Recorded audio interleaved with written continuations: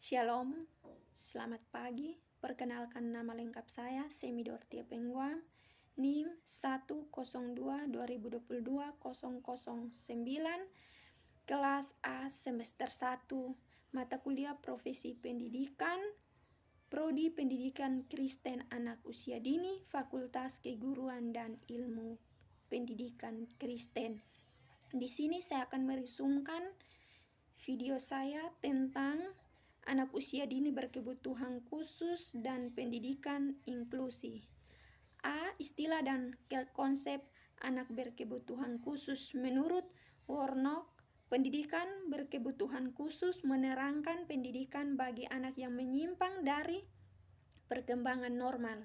Ini berarti kita berusaha mengoptimalkan kemampuan yang masih ada, bukan kasihan karena kecacatannya.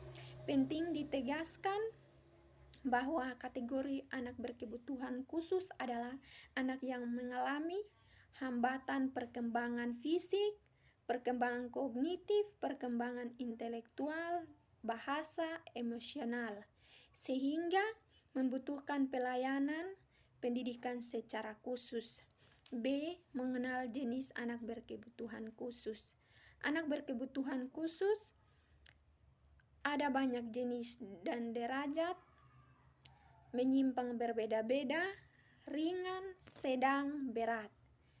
Kita mengenal gangguan penglihatan, tunanetra, gangguan bicara dan mendengar, tunarunggu, keterbelakangan mental, tunagrahita, kelainan tubuh, tunadaksa, gangguan emosi dan perilaku, tunalaras.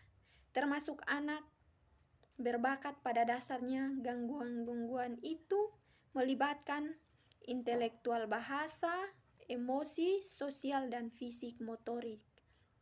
Kasus-kasus yang banyak ditemukan dalam pendidikan inklusi di taman kanak-kanak atau sekolah dasar seperti kesulitan belajar, gangguan pemusatan perhatian, autisme. C. Penanganan anak berkebutuhan khusus. Ada dua sistem penanganan pendidikan bagi anak berkebutuhan khusus, yaitu sistem segregasi dan inklusif. Sistem segregasi mengelompokkan semua anak dalam satu sekolah atau kelas khusus. Sistem inklusi berarti menyatukan anak berkebutuhan khusus dengan anak biasa dalam satu kelas atau kelas. Orang tua perlu terlibat aktif seperti dalam menyusun rencana program, memantau pelaksanaan di sekolah, bekerja sama dengan guru biasa dan guru pembimbing khusus. 1. Langkah-langkah penanganan anak berkebutuhan khusus di taman kanak-kanak atau PAUD meliputi beberapa tahap, yaitu mengenali atau identifikasi masalah anak melalui observasi dan wawancara seperti prapendidikan atau masa percobaan. Asesmen kebutuhan, konsultasi kasus, perancangan program pendidikan, pelaksanaan program evaluasi hasil belajar dan tindak lanjut. 2. Permasalahan anak berkebutuhan khusus berada di sekolah biasa.